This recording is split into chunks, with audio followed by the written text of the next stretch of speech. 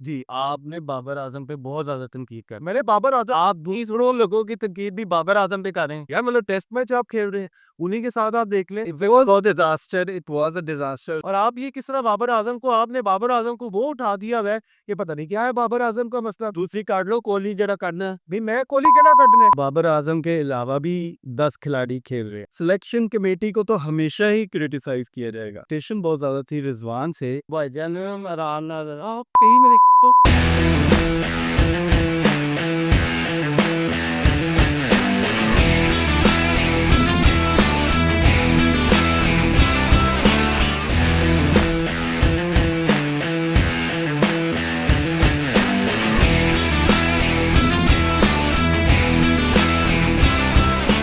अस्सलाम वालेकुम व्यूअर्स, आज हम दोबारा हाजिर हुए हैं चैंपियंस ट्रॉफी 2025 के हवाले से। मेरे साथ मौजूद हैं मोहम्मद काज़मी और मोहम्मद काज़मी से आज हम बातें करेंगे पाकिस्तान क्रिकेट टीम के। अब ये हंस जो रहे हैं उसकी वजह ये है क्योंकि आज मेरे पास शिकायतें बहुत हैं, मगर उन शिकायतों के साथ साथ हम करेंगे अपनी सिलेक्शन का एनालिसिस, पाकिस्तान न्यूजीलैंड के मैच का एनालिसिस और पाकिस्तान के अपकमिंग मैचेस का भी हम जायजा लेंगे कि आगे मजीद क्या हो सकता है। फिलहाल तो डिजास्टर हो चुका हुआ है। डिजास्टर पाकिस्तान न्यूजीलैंड से तीसरी दफा हार चुका है। मुझे समझ नहीं आ रही कि पाकिस्तान की टीम को हो क्या गया है। मतलब न्यूजीलैंड क्या एक माइट है। बाय द वे न्यूजीलैंड ने जब लैंड किया था पाकिस्तान में तो उनके कहना था कि हम यहाँ पे जीतने आए हैं। अब पता नहीं वो ट्राई सीरीज जीतने आए थे या चैंपियंस ट्रॉफी जीतने आए थे। अज़ाइम उनके खतरनाक ही है। भारत काफ़ी खतरनाक बातें होंगी आज और मेरे साथ जो मौजूद हैं वो एक बहुत बड़ी प्लेयर के हमायती हैं और उस बड़े प्लेयर ने बड़े बड़े काम करने के बाद एक बेकारी का काम भी किया है।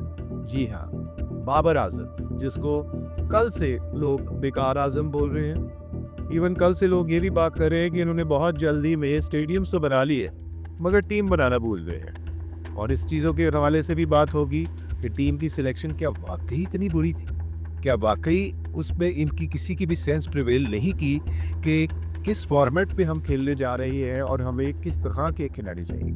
खैर शुरू करते हैं। कादमी साहब कैसे हैं आप? मैं जी बिल्कुल ठीक ठाक हूँ। कल रात तक तो थोड़ा सा दुखी था और काफ़ी दुखी इसलिए था क्योंकि मैच हारे तो सही लेकिन बहुत बुरी तरह हारे। जो आप एक्सपेक्ट कर रहे थे रेजिलियंस और आप एक्सपेक्ट कर रहे थे कि वो फाइट बैक करेंगे, वो फाइट बैक कहीं पे भी नज़र नहीं आई। देखिए नज़र आनी भी नहीं थी। 25 ओवर लगभग ऐसे हैं आपके जिसमें you give them the dot. समझ आ रहे हैं? ऐसी है। मतलब आप ये देख लें कि टोटल स्कोर कितना करना था जी? 320। हाँ जी, 320। 50 ओवर खेले हैं पाकिस्तानी टीम ने, 260 की लगभग इन्होंने स्कोर किया है, जिसमें से 25 ओवर ऐसे थे जिसके अंदर they just made a dot. और उसका वजह क्या बनी? क्या आपने 25 ओवर खेले और 260 किया तो आप डबल कर ले इसको। सर ਤੁਸੀਂ सारा ही चीज़ां ਜਿਹੜੀਆਂ ਨੇ ਉਹ बाबर आजम ਦੇ ना सुटी जाओ। भाई मैं तो नहीं फेंक रहा, मैं ये बफादत बता रही। टीम सिलेक्शन का बाबर आजम से क्या ताल्लुक है? बाबर आजम का उसकी परफॉर्मेंस से ताल्लुक है जनाब। उसने 80 से ज़्यादा बॉलें खेली है, उसके अलावा वो 62।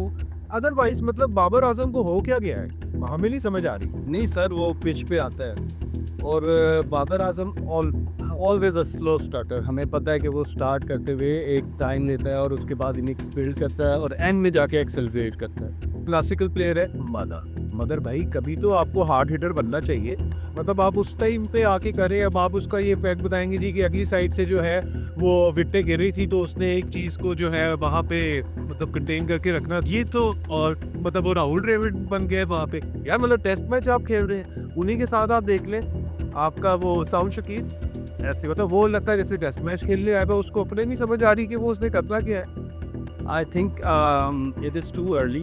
हाँ, it was a disaster. It was a disaster, but you cannot put everything on Babar Azam.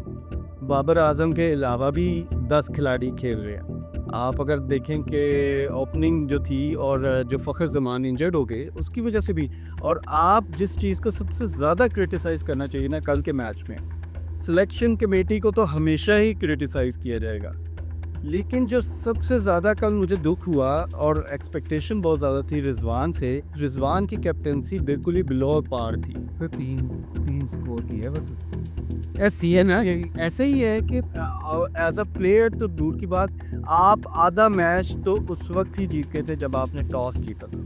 Pakistani team आजकल ये भी बात कर रहे हैं कि सिर्फ टॉस ही जीत सकती है, मैच जीतना उनके बस का काम नहीं रहेगा। टॉस जीत के if they would have made a correct decision by batting first, आपको पता है कि आपकी स्ट्रेंथ जो है वो बॉलिंग है, तो आप बॉलिंग जो है वो आपको डिफेंड कर लेगी, तो आप बैटिंग पे जाएं। इनिशियली अच्छी पिच थी, बिल्कुल फटा पिच थी। महारत के साथ हालांकि यहाँ से बात की वो फटा पिच थी और बॉलिंग आपकी स्ट्रेंथ है। हमारे बॉलर्स का हाल देखिएगा, मतलब नसीम शाह, ये भी है। आपके शाहीन अफरीदी, हारिस रऊफ, शाहीन है बड़ी शाहीन अभी मेरे ख्याल में Shaheen Afridi is totally out of form. उनका जो फ्रंट स्टेप है जो बॉलिंग करते हुए, उनका जो एक्शन है वो बिल्कुल 100% नहीं है मेरे ख्याल में। He is twisting is he struggling with some fitness issues? I think the fitness issue is there because वो थोड़ा सा ना अपने आप को वाइड कर लेते हैं, और उनका जो टारगेट की तरफ वो एक्शन होना चाहिए वो थोड़ा सा वाइड हो जाता है, जिसकी वजह से जो वो इन स्विंग ट्रेडिशनली करते आ रहे हैं पहले कुछ ओवर्स में, वो कर नहीं पा रहे। तो कल ही वॉज विकेटलेस। हाँ जी, जिस तरह उनका वो मैजिकल फर्स्ट ओवर होता है उसके अंदर वो विकेट निकालते हैं। जी। कल वो भी मेरा ख्याल है बिल्कुल ही ऐसी है। और दूसरी एक्सपेक्टेशन होती है हारिस रऊफ से। हारिस रऊफ जब तक अटैक नहीं ना कर रहा होता तब तक वो लीथल नहीं होता। एक हारिस रऊफ मतलब इस लेवल का प्लेयर है, क्योंकि मैं खुद से ये बात अपनी नहीं कर रहा हूँ। आप बताएं, मतलब हारिस रऊफ को I mean, he cannot lead the squad, but considering the options we are having at the moment, उसमें हारिस रऊफ ही एक ऑप्शन है, लेकिन उसके साथ दूसरे बॉलर्स ने कॉम्प्लीमेंट करना होता है। ये कॉम्बिनेशंस होते हैं ना, कि शाहीन अफरीदी और उन्होंने शुरू में अच्छी बॉलिंग की, टाइट करके रखा, स्कोर बहुत ज़्यादा होने नहीं दिया। अब हारिस रऊफ आता है तो वो they will go for the hit, तो जब वो हिट के लिए जाएंगे वहाँ पे हारिस रऊफ ज़्यादा लीथल है, क्योंकि he balls at a certain pace, और वो जब डेक को हिट करके और अगर उसमें स्लो बॉल भी वो ऐड कर लें तो वो चांसेस क्रिएट करते हैं। इसी वजह से हारिस रऊफ विकेट्स भी ज़्यादा लेते हैं और स्कोर भी बहुत ज़्यादा करते हैं। देखिए, आपकी बात बिल्कुल ठीक है कि हारिस रऊफ जो है वो स्कोर भी खाता है, विकेट भी लेता है, मगर बाय द वे 83 उनको पड़ा। 83 स्कोर, 8.3 से 2 विकेटें निकालना, मतलब नहीं तो डिजास्टर है। यानी आपके सारी टीम ही तनकीद के लिए है, लेकिन हारिस रऊफ की अगेन यूटिलाइजेशन को आपने देखना है ना, जब वो in the middle of the overs आएगा और जो बैट्समैन है बहुत वेल सेटल्ड होंगे, उस वक्त तो हारिस रऊफ कुट खाएगा, और वो बहुत कुट खाएगा। तो इसलिए ज़रूरी ये था कि शाहीन अफरीदी और नसीम शाह ने ऊपर से भी प्रेशर डाला, but Shaheen Afridi was out of the place, he was all around the place, और वो जो बॉलिंग कर रहा था अगेन उसकी फिटनेस का इशू है, कोई ना कोई इशू है। He is not taking the action he used to take an year ago, और उनका इन स्विंग वैसे काम नहीं था। नहीं तो वो क्या ये शादी के बाद उनकी तवज्जो हट गई है क्रिकेट से, ये क्या है, आई डोंट नो। बाकी है ये वेर 68 रन जनाब उन्होंने दिए, और वो कंसिस्टेंटली अपने जो है ना वो ग्राफ को वो ऐसे लेके जा रहे हैं। स्पाइक आ रही है उसके ऊपर रन देने की, ऐसा विकेट लेने की जो है ना वो नहीं आ रही, वो ट्रेंड उनका नीचे जा रहा है और रन देने का ट्रेंड उनका ऊपर जा रहा है। एनीवे मतलब that was totally a failure from the bowling side. I would say कि number one again team selection. हम हर मैच में कहेंगे चाहे टीम सिलेक्ट हो गई, अब हम कुछ भी नहीं कर सकते, लेकिन जो स्क्वाड सिलेक्ट हुआ है हर मैच में हम क्रिटिसाइज करेंगे। इवन अगर पाकिस्तान जीत भी जाता है बाय एनी मीन्स और बाय एनी चांस, तब भी हम कहेंगे कि टीम सिलेक्शन वाज पैथेटिक। यार इट्स जस्ट अनसॉल्व्ड मिस्ट्री। हाँ, मुझे समझ नहीं आ रही कि इसकी जस्टिफिकेशन क्या है। मतलब आपके पास एक स्पिनर है, वो भी बात आ गई ना कि वो मिस्ट्री स्पिनर है, वो रेगुलर स्पिनर तो नहीं है। ऐसी है ऐसी। आपका जो न्यूजीलैंड का कैप्टन है सेंटर, अब सेंटर जो है वो एक स्पिनर भी है। बिल्कुल है। सबसे बड़ी स्ट्रेटजी उसने क्या की, आपने हम स्ट्राइक रोटेट करते रहे, वो ऐसे ही है बिल्कुल। गेम को चलाते रहे। कल मैं मैच जब देख रहा था तो मेरे साथ मेरे 2 दोस्त बैठे हुए थे and the average was below 5 at that very point ना। तो उसके बाद उन्होंने कहा कि जी ये स्कोर करेंगे 350 से ऊपर नहीं जाते, लेकिन आई न्यू दैट मोमेंट कि ये 310 से मैंने 320 का एक फिगर दिया था, क्योंकि वो उस वक्त बहुत सॉलिड तरीके से खेल रहे थे और इनिंग्स को बिल्ड कर रहे थे। और फिर fire power at the end of the match उनके पास है। फिलिप्स ने क्या कमाल बैटिंग की है कल, उसने शो किया और क्या खूबसूरत कैच पकड़ा उसका। जी वो टीम वर्क था उनका। देखिए जी, उनका तो टॉप ऑर्डर से लेके और डाउन अंडर उनकी सारी टीम ने परफॉर्म किया है। मतलब 2 सेंचुरीज उन्होंने मारी है, लेथम ने सेंचुरी मारी है, उसके अलावा यंग ने सेंचुरी मारी है। यान में century. The way they have played was totally like a champion team playing. अब आप देखें कि इतने ज़्यादा ये थोड़े से हवास बास्ता हुए हुए हैं और आई वुड से कि कैप्टन भी हवास बास्ता हुए हुए हैं कि कल शाहीन अफरीदी ने एक टॉप नॉच स्कोर की जो कि आउट स्विंग होकर टॉप ऑफ स्टंप की तरफ जा रही थी। And I don't remember the batsman, probably Latham played the ball और उस वक्त ना वो एच होके चौका हो गया। तो Rizwan was totally out of his mind और वो शाहीन अफरीदी को बोलना शुरू हुआ। तो ये जो एक प्रेशर नज़र आ रहा है ना, प्रॉब्ली रिजवान को the best team he wanted वो टीम नहीं मिली, या रिजवान के ऊपर अब इन चीज़ों का भी प्रेशर होगा। I don't know, there is some controversy as well, क्योंकि एक पश्तून फैक्टर भी आप बहुत ज़्यादा टीम में देखेंगे।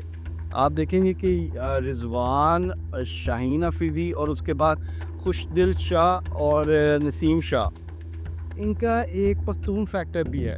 और ये जो आउट ऑफ नोवेयर जो आए सिर्फ ऐसी है, लेकिन ये जो खुशदिल शाह आउट ऑफ नोवेयर आए, बेशक कल उसने एक अपने स्टैंडर्ड्स के मुताबिक एक बेहतर बैटिंग की है, लेकिन still he didn't deserve a spot in our team. ये देखिए, अगर हम if you look back to his stats, तो क्या वो उसको जस्टिफाई नहीं करते हैं? नहीं, बिल्कुल भी नहीं करते हैं। आपने बेसिकली देखा है कि बांग्लादेश प्रीमियर लीग में उसने थोड़ा सा परफॉर्म किया। ये सारे लोग पीएसएल में भी तो परफॉर्म करते हैं। पीएसएल में जनाब अल्बर्ट बुरा हो रहा है, वो तो टी20 फॉर्मेट है, इज द ओडीआई फॉर्मेट। यही बात है, टी20 फॉर्मेट है, उसमें डोमेस्टिक प्लेयर्स खेल रहे होते हैं। वो कंपटीशन इस लेवल का नहीं होता कि उसकी बुनियाद पे आप टीम सेलेक्ट करें। आप ये कहने का मतलब है कि पाकिस्तानी टीम प्रेशर में है। किस चीज़ का प्रेशर है भाई? आपका होम ग्राउंड है, आप एक सीरीज मतलब खेल के आए, फाइनलिस्ट रहे, उसके 350 का स्कोर भी आपने अचीव किया, उसके बाद फिर आप आके चले जी कराची में भी हार गए। बकौल रिजवान के, जिस हमने बात की, रिजवान को pretty much satisfied with the team selection. So does हो सकता chief selector, the PCB chairman, ये सारे, मतलब वही बात आ गई ना तेरी, स्टेडियम जल्दी में बना लिया। शायद ये टीम जल्दी में बनाई है या टीम के ऊपर कोई दबाव भी इस्तेमाल किया। मतलब एक रिपोर्ट तो ये भी की कि जी एआई जनरेटेड जो है ये टीम सिलेक्शन हुई है। मतलब ये चैट जीपीटी से आपने टीम निकाल ली है। अब चैट जीपीटी तो 2021 से पहले का डेटा ही नहीं देती, तो वो पुराने डाटा पे तो नहीं निकाल लिया उन्होंने। Go for the deep sea. हाँ जी, मैं जाग में एआई का इस्तेमाल करना चाहिए, वहाँ में हम एआई का इस्तेमाल बहुत कम करते हैं और टीम सिलेक्शन जैसी चीज़ें जब होती हैं तो हम एआई का इस्तेमाल करते हैं। खैर, we have discussed a lot about the team selection. One thing I want to add here is that Rizwan was not up to the par as far as the captaincy is concerned. बिल्कुल बकवास। He could have rated better innings. As an individual player भी वो एक अच्छी inning खेल सकता था। और सबसे बुरी हरकत जो उसने की है, टॉस जीत के जो उन्होंने दावत दी है न्यूजीलैंड को कि आओ सानू भैंटा चारो, जिन्ना कुटना कुट लो, एक ऐसी फटा पिच पे इतनी फजूल किस्म की डिसीजन आपने लिया है कि आपने उनको दावत दे दी है कि आओ हमें पैंटा चढ़ाओ। देखें अभी ये हालिया ट्राई सीरीज के अंदर उन्होंने पहले बैटिंग करके भी क्या अच्छा कर लिया था। ऐसे ही है। अब वो पहले बैटिंग कर ले, बाद में बैटिंग कर ले, वही ग्राउंड है, वही क्राउड है, वो भी टीम है, उसके साथ आप खेल के बाहर। ये तीसरा मैच पाकिस्तान हार गया है न्यूजीलैंड ऐसे रितबा जानता हूँ। नहीं, आपको इसका क्रेडिट न्यूजीलैंड को भी देना पड़ेगा। और दूसरी बात ये है कि आप हारें, but you should be trying something new ना। ये ना हो कि आप पुराने तरीके से ही हारें। अब आपको एक मौका मिला था कि टॉस जीते हैं, तो अब आप पहले बैटिंग करें, ठीक है। और फिर अगर आप डेथ बॉलिंग की बात करते हैं, अगेन शाहीन अफरीदी की मैं बात करूंगा। आई डोंट नो कि ऐसे जैसे यॉर्कर्स इस दुनिया में ख़त्म ही हो, ठीक है। एक ज़माना था वसीम अकरम का ज़माना था, वकार यूनुस का ज़माना था, और डेथ बॉलिंग में यॉर्कर्स के अलावा ऐसा होता ही नहीं, ऐसे ही है। और श्रीलंका का मलिंगा और बहुत सारे बॉडी फेस मोहम्मद आसिफ अजहर। हाँ जी, पाकिस्तान न्यूजीलैंड के मैच के स्टैट्स तो हमने डिस्कस कर ली, काफ़ी एनालिसिस भी कर ली है कि किसने ज़्यादा स्कोर खाया, किसने अच्छी बैटिंग नहीं की, मिडिल ऑर्डर कोलैप्स हो गया हमारा, ओपनिंग हमें जो है वो एक चैलेंज हमारे लिए बन गया हुआ है। मगर आने वाले मैचेस के लिए क्या करना है?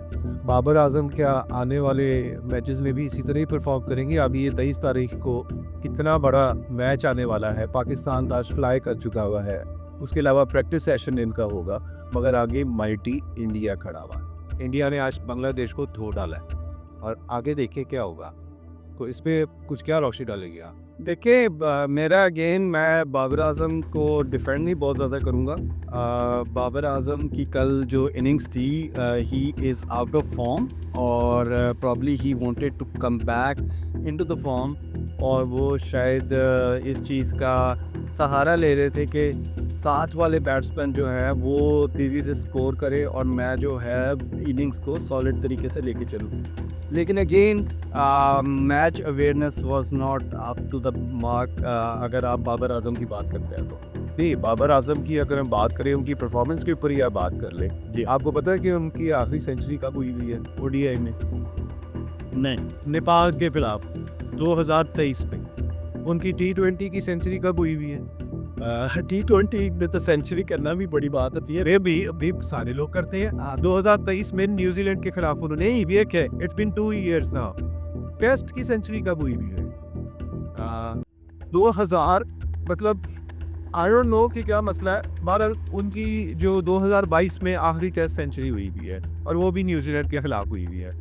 इसी तरह से आप ये देख लें कि 2024 के T20 वर्ल्ड कप के अंदर उन्होंने टोटल स्कोर कितना किया हुआ था?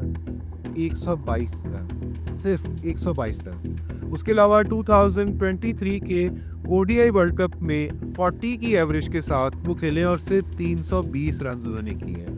तो ओवर द ईयर्स हम देखते आए तो बाबर की प्रॉब्लम क्या है? इधर आपने जो अभी 40 का कहा ਤੇ ਐਡਾ ਤੁਹਾਡੇ ਕੋਲ ਕੋਹਲੀ ਬੈਠਾ ਹੈ ਪਿੱਛੇ ਨਾ ਤੇ ਤੁਸੀਂ ਕੱਢ ਲਓ ਕੋਹਲੀ ਨੂੰ। नहीं, ਤੁਸੀਂ ਵੀ ਤੇ ਕੋਹਲੀ ਨਾਲ ਕੰਪੇयर ਕਰਦੇ ਹੋ ਉਹਨੂੰ। हाँ नहीं, कंपेयर क्यों? कोहली वाले बात कोई कंपैरिजन नहीं है, कंसिस्टेंसी चाहिए हमें भाई। हमें ये नहीं चाहिए यार आपको कैप्टनसी दी, ठीक हो गया, प्रेशर था, इजी कर दिया। आपकी टेक्निक और आपकी जो प्लेइंग मतलब योर स्टाइल जो है उसका, मतलब वो एट पार नहीं है। नहीं, और क्यों है? या तो मारा, आप देखें, आपने या तो बाबर का कोई सब्स्टिट्यूट ढूंढ लिया हो जिसने सेंचुरियां बहुत मार ली हों, जो 40 से ज़्यादा की एवरेज से स्कोर कर रहा था, तो तब तो आप बात करें ना। आपके पास बाबर के अलावा कोई भी स्टार बैट्समैन नहीं है। हम आखिरी सेंचुरी उन्होंने किसी बड़ी टीम के हवाले से 2019 के बाद से नहीं की हुई। उसकी वजह मैं आपको बता रहा हूँ, सेना आपका साउथ अफ्रीका, इंग्लैंड, न्यूजीलैंड और ऑस्ट्रेलिया। अगर हम इसके हवाले से बात करें तो उनकी आखिरी सेंचुरी 2019 की है जनाब, और वो भी ऑस्ट्रेलिया के खिलाफ। मतलब अपने इंग्लिश के बाद से 6 साल हो गए यार उनको। 6 साल में उनकी क्या कोई सेंचुरी नहीं बननी अभी तक? नहीं, आप ये ठीक कह रहे हैं। आई एम नॉट श्योर कि 2019 के बाद उसने कोई सेंचुरी नहीं की सेना के खिलाफ। लेकिन at the same time I would again say कि if you do not have a substitute of Babar, you have to rely on Babar. आपका इंफ्रास्ट्रक्चर ऐसा होना चाहिए कि अगर why don't we look for a substitute? अगर हमारे पास बाबर आजम है, हम बात ये नहीं करें कि बाबर आजम को आप टीम से बाहर निकाल दें। भाई बाबर आजम का मसला क्या है? मैं ये अकेला बात नहीं कर रहा, पूरी अवाम ये बात कर रही है कि बाबर आजम को हो क्या गया, या उसकी शादी करवा दे। मतलब वो कुंवारा रहे कि उसको और कोई काम भी नहीं है, ये ना कि शादीशुदा हो उसकी तरह जो है आपके इन्होंने शाहीन अफरीदी की गलत और गंदी बात की है। गलत और गंदी बात का कही है, मतलब बिल्कुल ठीक बात है। उसको और क्या काम है, वो बैठ के ये कमर्शियल्स कर रहा होगा, ये बाकी चीज़ों में एक्टिविटी कर रहा होगा, वो क्यों नहीं अपनी डोमेस्टिक के ऊपर दे रहा वो why won't he go back to the nets and do the practice. मैं तो सही पॉइंट अगेन बता रहा हूँ कि आप बहुत सारी चीज़ों का मलबा जो है वो बाबर आजम पे आ जाता है, and that is also because of the fact कि वो इतना अच्छा प्लेयर है कि उसके साथ बहुत सारी उम्मीदें हैं, बहुत सारी एक्सपेक्टेशंस रखते हैं। तो probably that is the reason why कि आज भी हम बाबर को डिस्कस कर रहे हैं, और बाबर बेशक बाबर ठीक नहीं खेला, लेकिन we can not take that player out of the team for a long. Kohli के साथ भी इंडियन टीम ने स्टिक किया।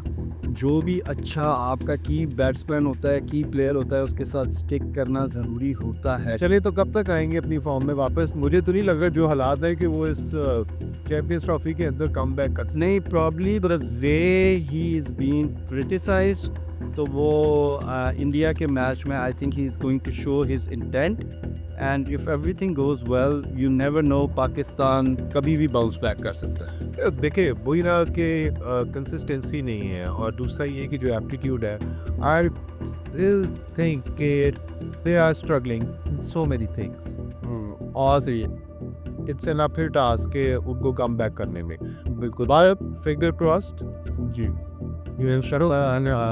दे are going to do well. हम उम्मीद ही कर सकते हैं, लेकिन अगेन वो वाली टीम में स्पिरिट भी नहीं नज़र आ रही। मुझे याद है कि 2017 में जो चैम्पियंस ट्रॉफी हुई थी, उसमें बेशक शुरू में हम हारे थे, लेकिन सरफराज अहमद में एक स्पिरिट नज़र आती थी, एक स्पार्क नज़र आबाद, और उसने खुद बैटिंग करके जहाँ पे टीम कोलैप्स करती थी वहाँ पे सरफराज अहमद ने खुद आगे बढ़कर बैटिंग की और टीम को बड़े हारे में मैच जिताए थे। मुझे याद है श्रीलंका से जो मैच था वो हम it was a loss cause, और सरफराज अहमद ने एंड पे आकर बहुत अच्छी बैटिंग करके हमें मैच जितवाया था। तो again the responsibility goes on the captain, कि कैप्टन को सोचना है कि आप कॉम्बिनेशंस कैसे बनाने हैं। They should have the alternate strategies, कि आप अगर इमामुल हक आ रहा है तो प्रॉब्ली बाबर को उसके साथ ओपन नहीं करना चाहिए, क्योंकि इमामुल हक भी टाइम लेता है अपनी इनिंग्स को कंसोलिडेट करने में, वेराज बाबर भी टाइम लेता है। तो एक ही टेम्परामेंट के अगर दो बैट्समैन शुरू में पावर प्ले का फ़ायदा नहीं उठाएंगे तो it's going to be a disaster once again. देखिए, फिर भी आपकी ओपनिंग तो वहाँ पे ही खराब होगी ना, बिल्कुल वहाँ है, बिल्कुल वुड ओपन फॉर पाकिस्तान। मैं वही ना, अब इमामुल हक है, उसके साथ अब आई डोंट नो कि who will be able to actually sacrifice, लेकिन अगेन बाबर को वन डाउन नहीं आना चाहिए। There has to be some power hitting in the initial overs, और जो पहला पावर प्ले होता है उसमें अगर एक ही टेम्परामेंट के दो बैट्समैन आएंगे तो वो फिर आगे प्रेशर को एक्सर्ट करेंगे मिडिल ऑर्डर पे, और मिडिल ऑर्डर प्रेशर को एक्सर्ट करेगा लोअर ऑर्डर पे। मतलब बाबर फिनिशर अच्छा ना बने, आप बाबर आजम को डिफेंड कर लीजिए और कोई बात नहीं है। मतलब उसको आप मिडिल ऑर्डर में भी खिला रहे हैं, आप उसको ओपन भी करवा रहे हैं, तो भाई बाबर आजम को एक मैच में बाद भी बिठा दें आप। Babar being the top notch the Pakistani side, he should take the responsibility to lead the pack. बिल्कुल ऐसा ही है। If the batting pack is there, Babar Azam को अपनी रिस्पॉन्सिबिलिटी को लेना पड़ेगा। मैच फिनिशर के तौर पे देखिए, ओपनर्स ये दुनिया में कहीं भी नहीं होता कि जी आप ओपन कर रहे हैं तो आप मैच फिनिश करने भी जाएंगे, और when it comes in chasing the target, ठीक है। अब जब आप टारगेट चेज कर रहे हो तो उसके अंदर आपको you must be a good finisher. Virat Kohli is a good finisher, उसके अलावा आप और बाकी टीम्स की मिसाल ले लें जो कि ओपनर्स हैं वो करते हैं। मेरा ये सवाल है और मेरा ये कंसर्न है कि बहुत आसान होगी, बहुत टाइम हो गया है, बाबर को अपनी रिस्पॉन्सिबिलिटी को ओन करना चाहिए कि उसका काम क्या है। हर चीज़ से बरी जिम्मा हो जाना ये बात नहीं है। और क्या आप बाबर आजम को क्रिटिसाइज नहीं कर सकते कि पाकिस्तान ऐसा ही है। नहीं उसके फैन रहे हैं, मगर ये है कि यार एक इररिस्पॉन्सिबल कोई चीज़ अगर होगी, कोई फैक्टर होगा, तो हम क्यों नहीं इस पर बोलेंगे। नहीं, मेरा ख्याल में जो कल चीज़ मिसिंग थी, जो कि बहुत बड़ी चीज़ थी, वो थी मैच अवेयरनेस।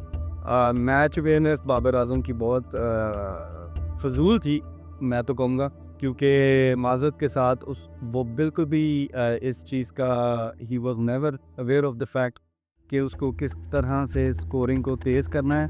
बहरहाल मैं इमरान साहब आपको एक बात कहूँ कि आप कौम की उम्मीदें ना अपनी जगह पे आ क्या मतलब है आपका? मतलब कोहाव भी हो गए हम कि कौम की उम्मीदें जो बहुत ज़्यादा थी ना वो अब अपनी जगह पे आ गई हैं। तो ये पाकिस्तानी टीम के लिए अच्छा है इन अ वे कि there is nothing to loose.